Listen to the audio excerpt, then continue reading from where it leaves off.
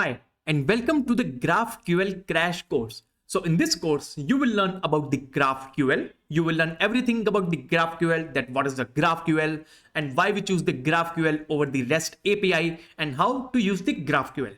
So without wasting more time, let's start. So I'm Nikhil Tadani and I will be presenting you this course, and this course is prepared to you by the Indian coders. So let's start. So what is the GraphQL? So the GraphQL provides a complete and understandable description of the data in your API. So with the GraphQL, you have the complete understanding of what the data you currently receive in your API request. So with this understanding, the client has the power to ask for exactly the data that they want and nothing more. And it makes it easier to evolve your APIs over time, and it enables the powerful developer tools with the GraphQL. So the GraphQL is a query language which enables you to only receive the data that you want, nothing more, and no unnecessary data with that. So you only get the data that you really need. So if you only need some specific part or some specific slice of a data, then you can get through the GraphQL. You generate a query and you get that data and nothing more. And it is very easy to work with. So it is very easy to work with the schemas and handlers of the GraphQL. So this is all about the GraphQL. So let's see the differences between the REST API and the GraphQL.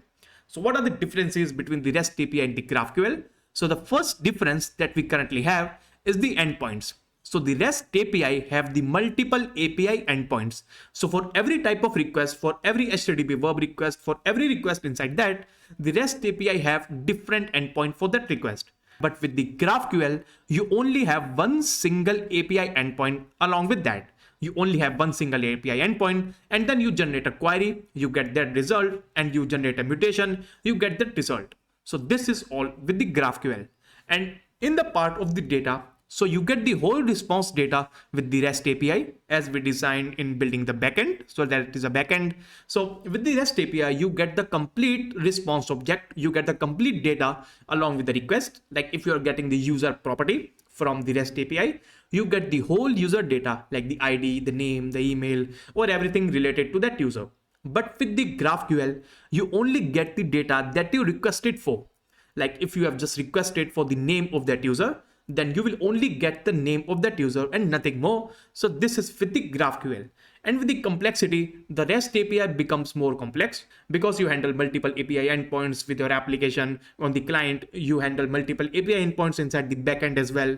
You handle a lot of things with the REST API. But with the GraphQL, you have very less complexity because you generate some schemas and some schemas generate some handlers. So you generate the schemas, and according to that schema only, you generate all part of the handlers, and you don't have any multiple API endpoints.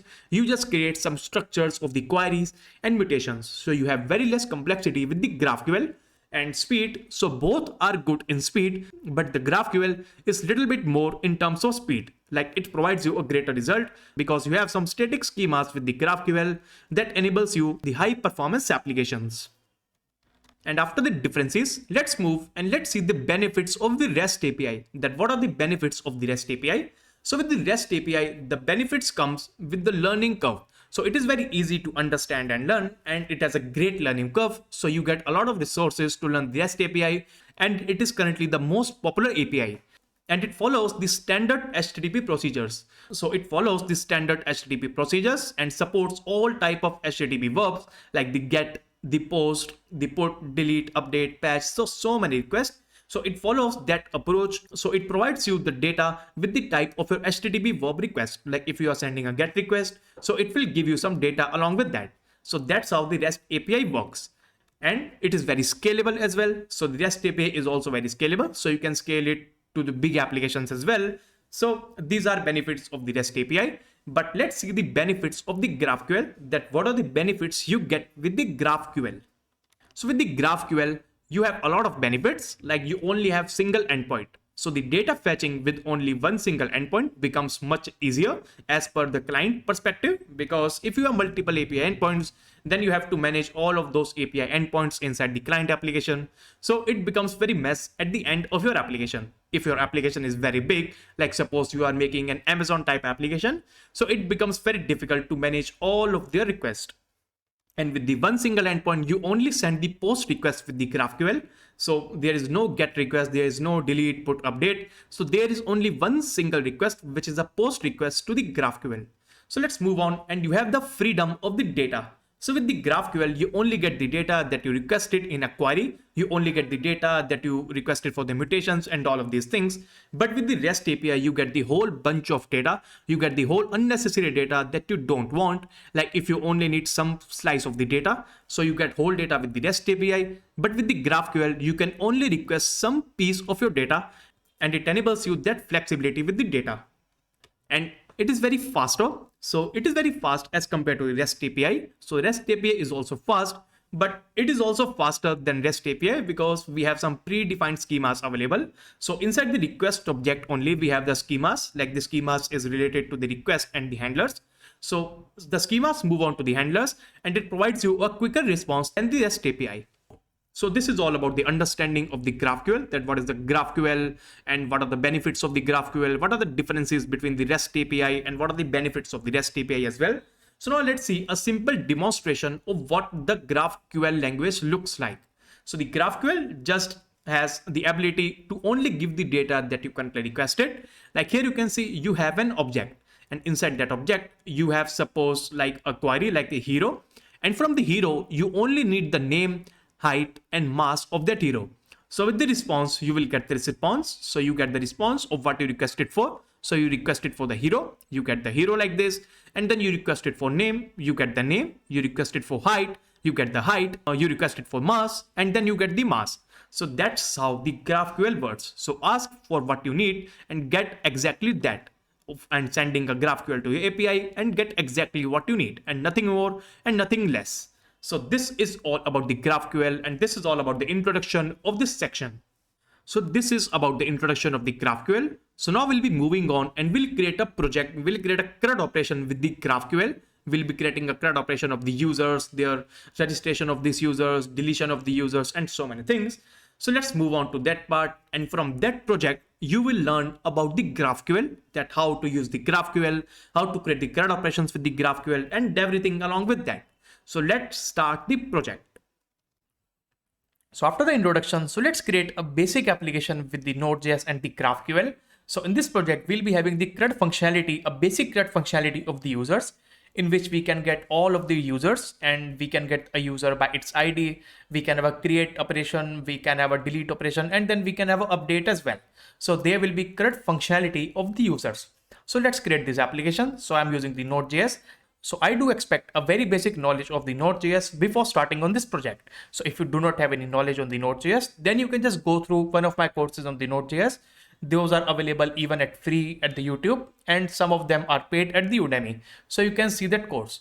So after that, here I am in the Visual Studio Code, and now we'll be initializing a new Node.js package. So we can initialize a new Node.js package by npm init and --y. So we have just given here the flag of the --y. It means that when we run the npm init, it asks a couple of questions regarding our package name, the author, the description of the project. So we can just provide the npm init --y to just by default say yes to all of the questions. So let's hit enter.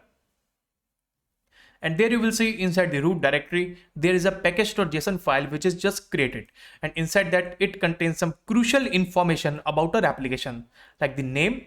It has provided the name as per the directory, the mon GraphQL. We have the version, we have the main, we have the scripts, we have the keywords, and then we have the license. So there are so many things regarding that. And now for creating the application with the GraphQL, we need a couple of packages to install. Like first, we'll be using the server. So for the server, we'll be using the express.js. So we'll be using the Express because it is very familiar and widely used. And if you want any other server, then it is welcome. So you can use any other server that you want.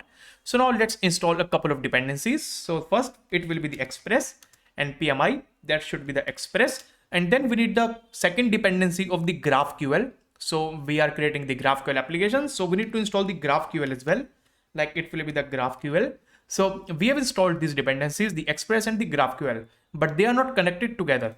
So there's another package which is named as the Express-GraphQL, which automatically connects the GraphQL to the Express server magically. So we can use the Express GraphQL server with that. So we can just hit enter. So we only need these packages as of now. So these dependencies are now installed, and then we can see it and verify inside the dependencies object. And now let's create the main file like the index.js. So we can move on into the directory. We can create the index.js inside that. And here I'll be using the ES5 syntax as of now, because here we haven't set it up the TypeScript or the compiler options inside that. So we can use the ES5 module. So first we need to require the express.js. So we have the const, we have the express, that should be equals to the require, and it should be equals to the express.js. So here we have the require of the express. And after that, what we'll be having is now we need to just use here the GraphQL packages as well. Like we need to use here the express GraphQL package, which is the GraphQL HTTP. So we can have a const, we can have something from the require, and that should be equals to from the express GraphQL. So I'll be importing this later. So I will be now just defining the server here. So we can have the const, we can have the app, that should be equals to the express. So now the whole application's functionality will now be handled through this app variable, because now the express has given its reference to the app. So this app will be handled by the express.js. And after that, our server is now created with this, like this app is now our server. And then we can just start this server on any port. So for that, we can use the app.listen. And then we can just provide the port number, like we can provide the port number like the 5000 to make the server listen on that port. And then we can run the callback function here as well. Like when the application will be listening to this 5000 port server, so then the callback will be fired. Like we can have the console.log inside this, and inside that we can have the server running. So that will be the log message. So if we save, if we just run this file, so we haven't added any script as of now, but we'll be adding it later. So as of now, we'll be using the node to run this file. So we can have the node as the index.js. And then you can see now we can see the server is up and running on the port of the 5000. So here you can see now the server is running perfectly. And after that, let's create a first middleware with the express.js. So the middlewares are just routes. The backend also works on the routes. So we need to define the endpoints here. So as per the REST API, so if we just create the application with the REST API, then we need to have multiple endpoints. Like if we want to get the user, then we can have /user, we can have a /user/id, we can have user/create, we can have delete, we can have update. So there are so many things. But on the GraphQL, there is only single endpoint, and there can be only single request. So the HTTP request method should always be the post method, and there should always be the single endpoint with the GraphQL. So make sure. And after that, what we'll be having is we'll be defining the middleware like the app.use with that. And then we can define one single endpoint that can be the GraphQL, or you can define any name that you want. And after that, inside the REST API, we write here the request, response, and the next inside the callback. But here with the GraphQL, we do not need to write that because it is not the REST API, it is the GraphQL. So here we have a function inside the express GraphQL which handles this middleware. We have the GraphQL HTTP. So here you can see we have the GraphQL HTTP which automatically handles this request. And after that, we need to provide some options here inside that. So you can see the first parameter contains some options. So we can provide some of the options here. Like first, it can be the schema. So as we have discussed inside the introduction, so the GraphQL only works with the schema. So if we have the freedom to get the data, then this is because of the schema. Because suppose we have the users, so each user will be having an object which contains some properties like the ID, name, and the email.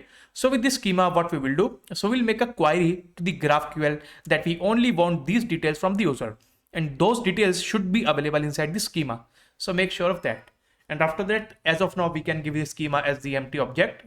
And then there's another property which is the GraphQL. It's optional property. We have the GraphQL, we can give it to the true. And what GraphQL will do is, like we see inside the Postman, we make some request to the REST API. Like it is same with the GraphQL. So you can also use Postman for the GraphQL, no issues. But the GraphQL automatically provides you an interface in which you can just run a query and then you can just get results according to it. And it is very simple to use.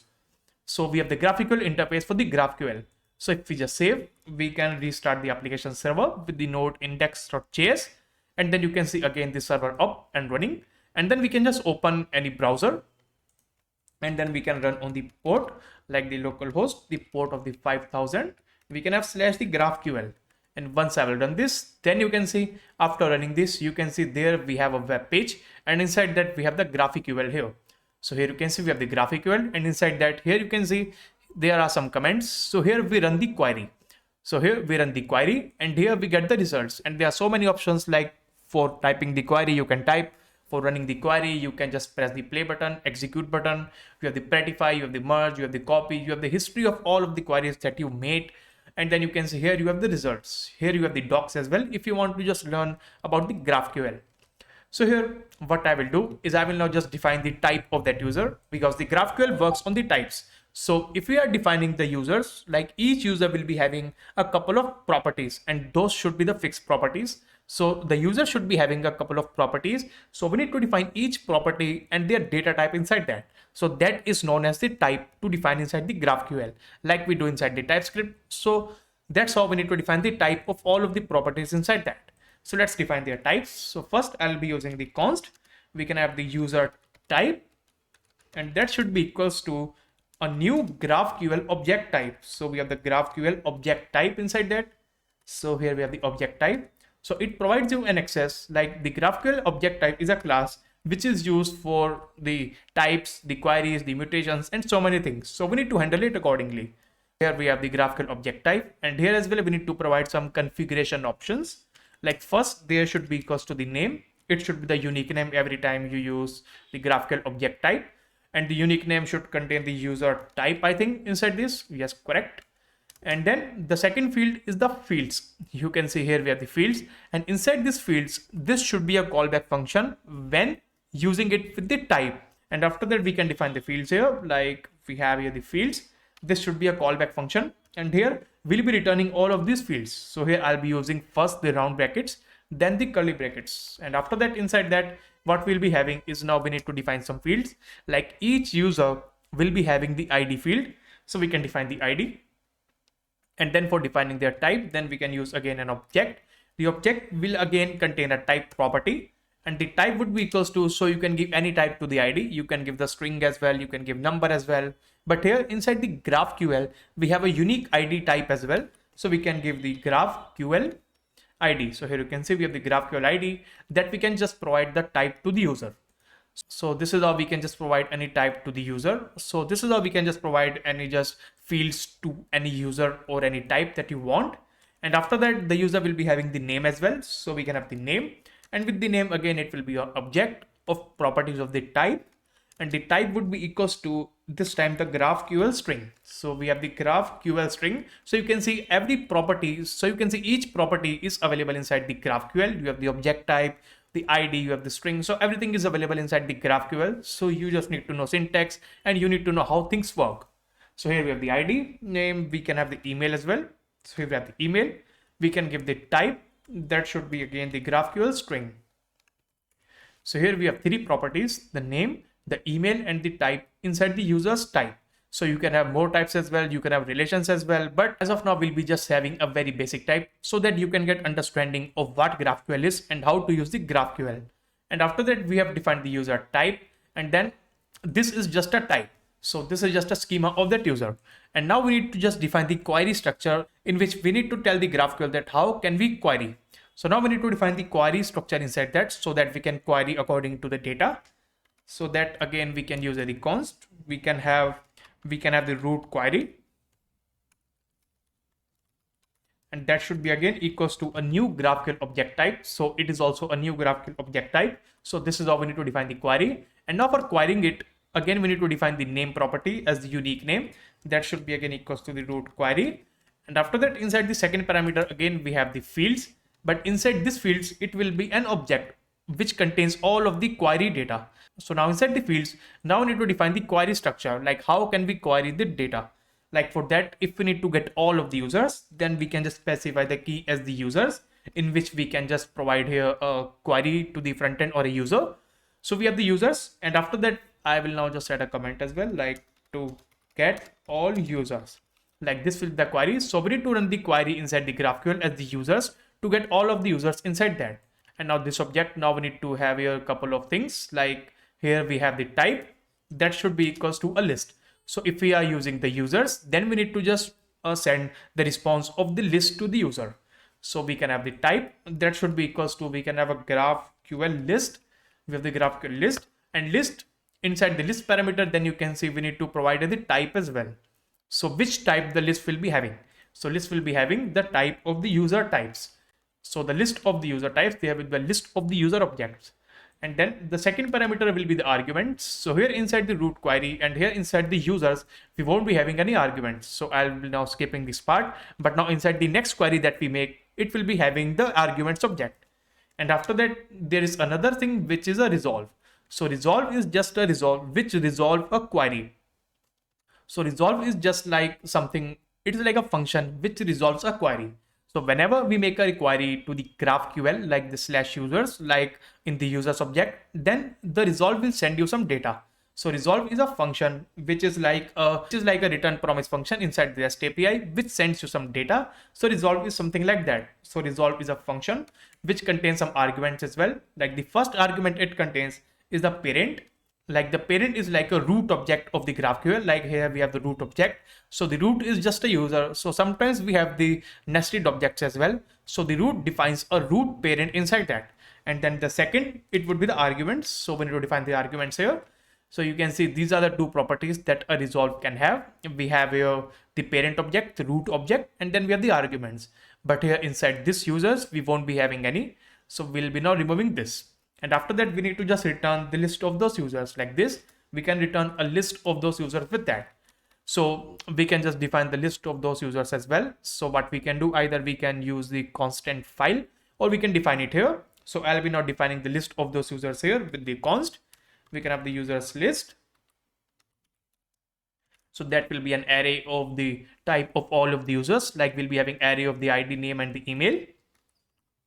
So here we have the data of the users list. So here we have the users list inside that.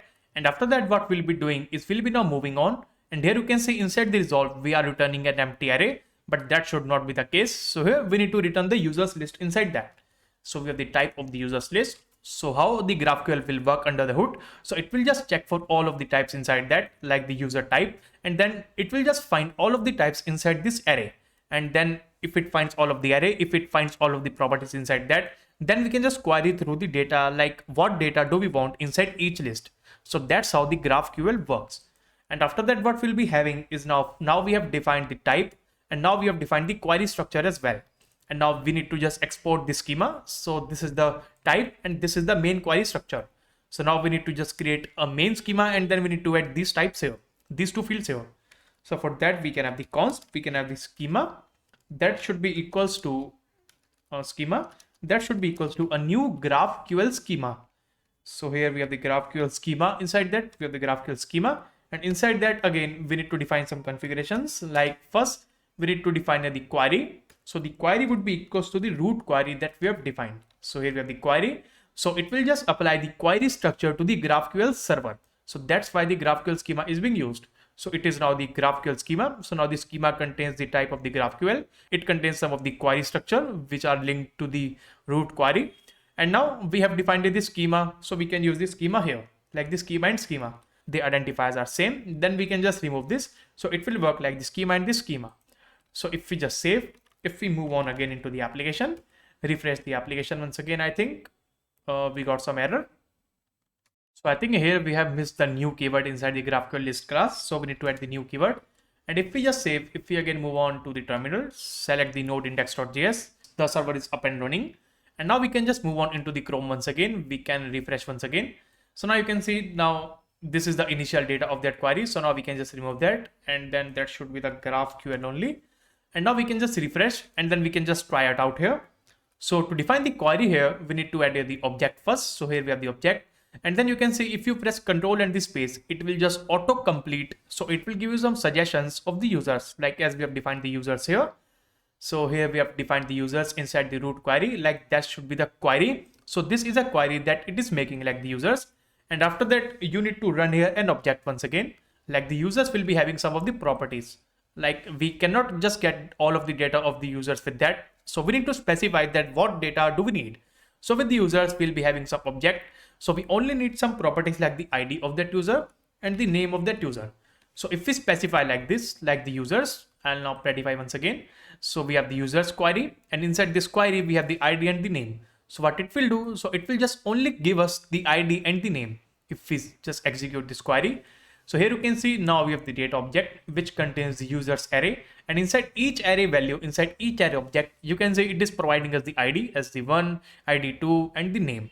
So we can just get there only the name as well. We can remove the ID, we can execute, and then you can see this is how the GraphQL works. So you can get all of the data that you actually want, not all of the unnecessary data as well. So if we just want to render the data tables inside the web, so we do not need any email or the ID field with that. So you can see that's how the GraphQL works. So the unnecessary data, I mean, if you want to just render a table inside the web, so you do not need the ID and the email field, you only need the names field. Then you can see that's how the GraphQL can benefit you. Because with the REST API, you get all of the unnecessary data at once, and then you need to just modify it on the front end side. So all of the works is being done on the back end side here. So there is also the less work as compared to the REST API, because we need to define multiple endpoints like user, get by ID of the user, again with the endpoint, again a new request, again a post request for the create, again update request for the updation, and so many things are there with that. And then you can see this is how we can define the root query with that. And now we have defined the query of getting all of the users data. And now we'll be defining another query in which we can just get only details of just single user, and then we can just provide the ID from the front end, like from this interface. So for that, we can have the user. That should be also an object inside that. And inside that object, inside this user, I will add comment as well. Here we have the comment. And then inside that, what we'll be having to get all users, no, to get user by the ID. So we'll be having this object. And after that, inside this user, what we'll be doing is again, we'll be defining the type of the data. So this time the data type would be the actual user type that we have defined. So type would be the user type inside that. And then here we'll be having the arguments object as we discussed earlier. We have the arguments, and inside that we'll be having the arguments field with that. The arguments will be equals to the ID, and the ID will be of type of again the GraphQL ID. So we'll be having the GraphQL ID inside the arguments, like you can see, like this you can see we have provided the ID as the GraphQL ID. So we need to iterate through this ID with that. And after that, again, we'll be having the resolve function. So we have the resolve, and the first parameter, again, the source root. We have the, we can have here, I think, the parent. And then the second, it would be equals to the arguments object. So here we have the arguments. And after that, inside the arguments, we'll be getting the ID. So either we can destructure here, like the ID. And then what we'll be having is first we'll be getting the ID from the arguments. Like I will now just return the users list. So we have the users list, and then we can just find one item from the users list. We have the find, and then we can iterate through all of the user, like the user that should be equals to user dot, we can have the ID that should be equals to the arguments dot ID. So we'll be having the arguments dot ID of the user. So we can restart the server once again with the node index.js, and then we can refresh this page as well. Like I will now remove everything from there. I think we are getting a message as well, like the type of root query.user ID must be the input type, but got the undefined. I think the error is here. So we have just use here. So I think there is the error. We have just directly used here the GraphQL ID for the ID, but it should always be an object which will contain the type property that should be equals to the GraphQL ID. So we have here the GraphQL ID with that. If we rerun the application server, if we refresh the page once again, and then you can see here we have provided the syntax, like we have the user, and then we need to provide the ID field of that user that should be equals to the 1, and then we only need to get the name of that user. If we just execute this query, then you can see now we got the exact data, like we got the data, we got the user and the name. We can just provide a different ID as well, like the 3. If we just execute the query, and then you can see now we are getting the exact data that we want. So this is how the GraphQL works. So that's how we can just get the data from the GraphQL, and it is very easy with that. So now we have defined the queries for the users to get all of the users, and then for a simple user, for a single user, which we can get through its ID.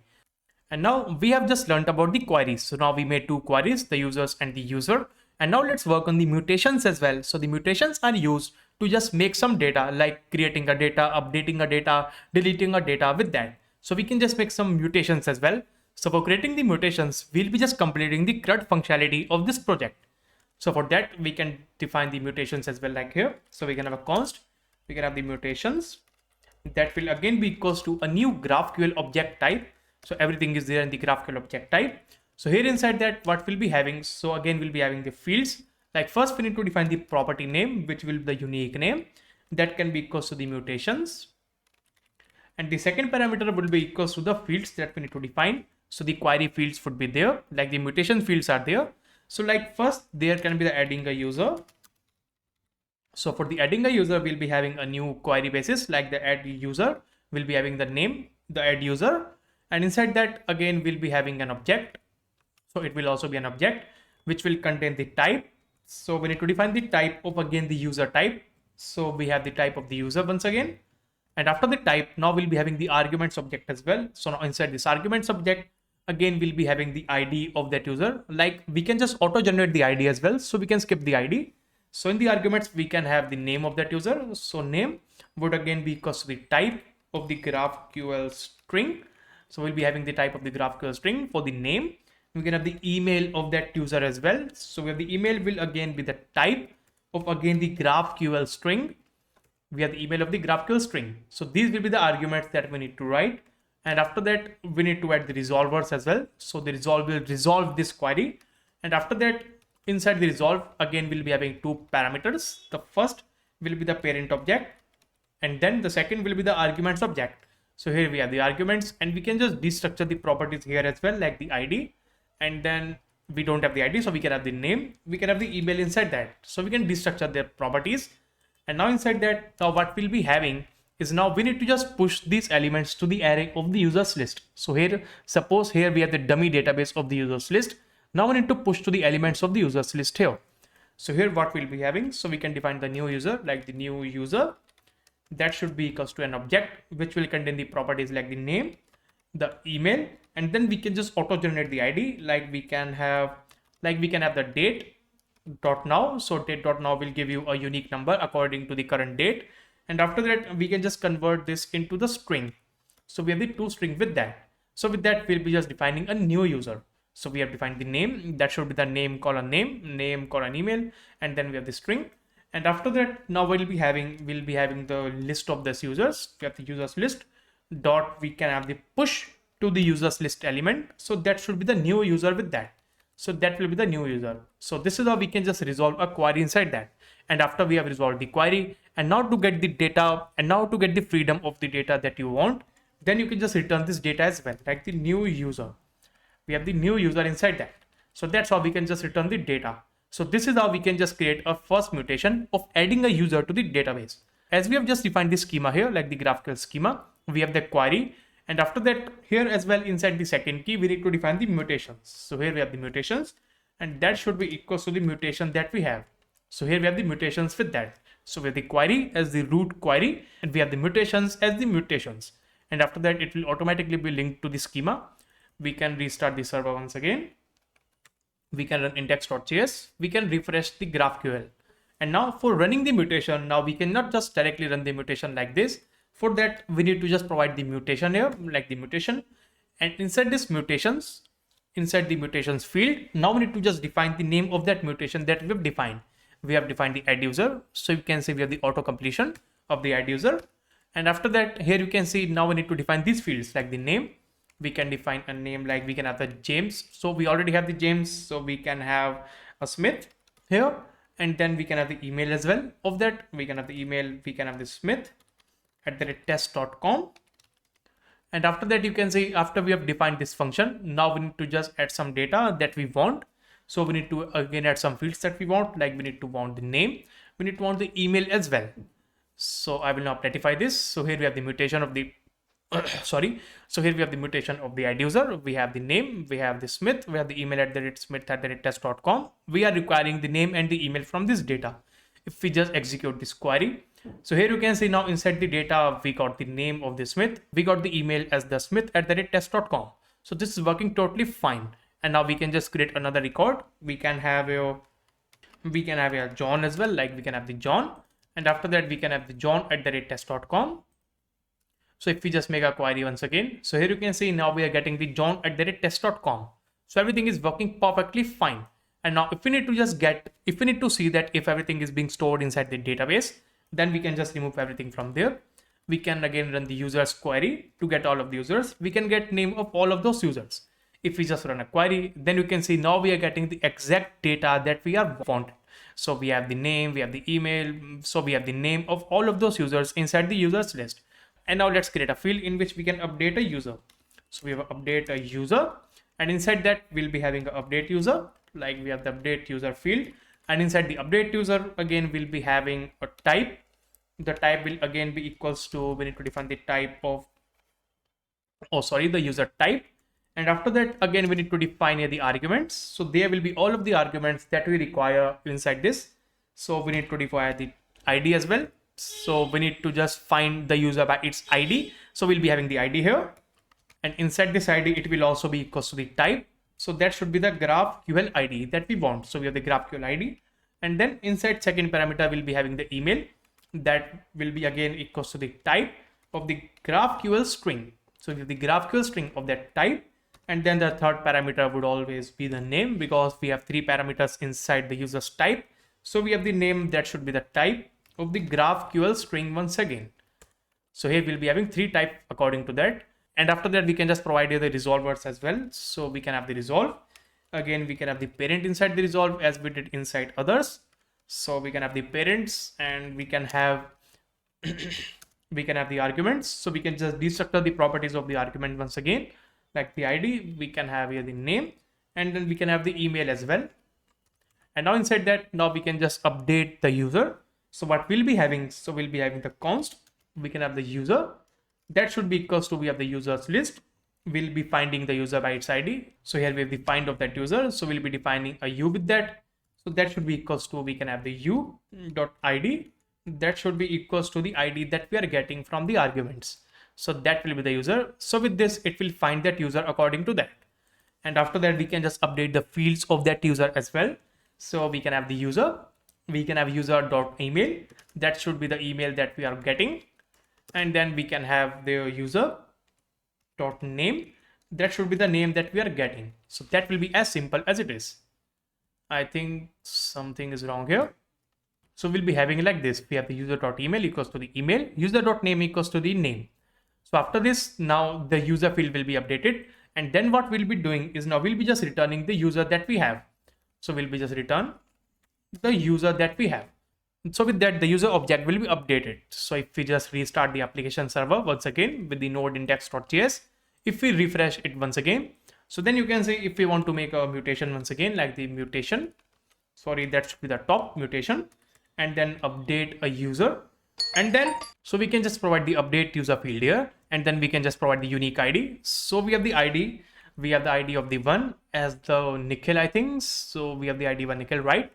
And then we need to define the name to update. We can have the name, we can have the James, we have the James at that second. So we can just provide the John once again, like the John, and we can provide the email. That should be the john@test.com. So we'll be having these fields inside the first ID. So we have the ID one, we have the name, John, we have the email @john@test.com. And after that, we need our data that we require. So we can just get the updated name according to that. If we just save, if we just make a query, then you can see now we are running the update user. It is running successfully fine. And then you can see now we are getting the updated name of that user as well. We have the John.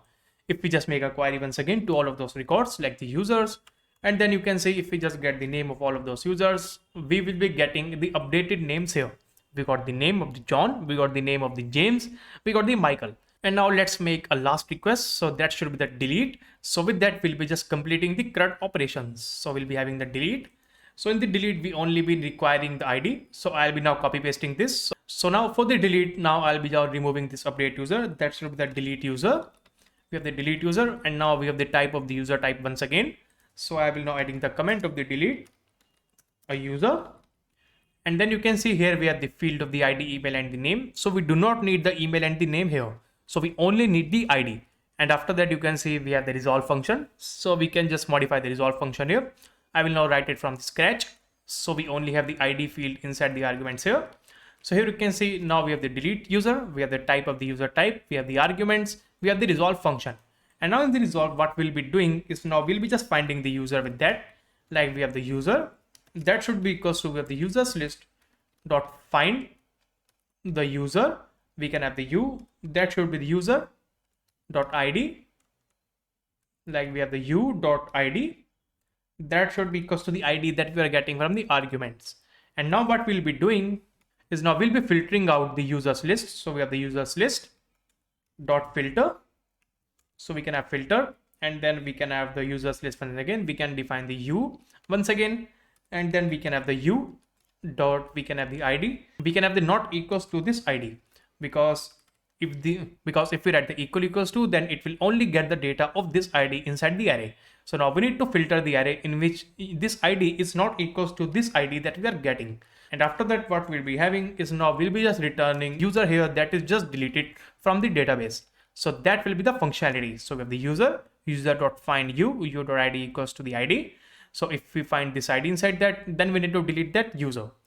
So that should be triple equals to. And then we are filtering out all of the users which have this ID. So we do not have any user with this ID now inside the database. And then now we are returning that exact user that we have. If we just save, again restart the application server, again move on into the GraphQL, we can refresh, and then you can see if we make a mutation once again, like we can have the mutation that should be we can have the mutation of delete a user. We can define the ID here inside the field. Like if you want to delete the user of the ID of the 1, then you can see after that we need to just specify the data that we want. So we get the name of that user. If we just make a request again, so then you can see now the delete user is working perfectly fine. So we are getting the delete user. And then you can see if we just make a query to the database once again, we have the users. And then you can see if we are getting the name of that users, then you can see now, I think we still have the data. So this is giving us all of these results because the filter returns a new copy of that array.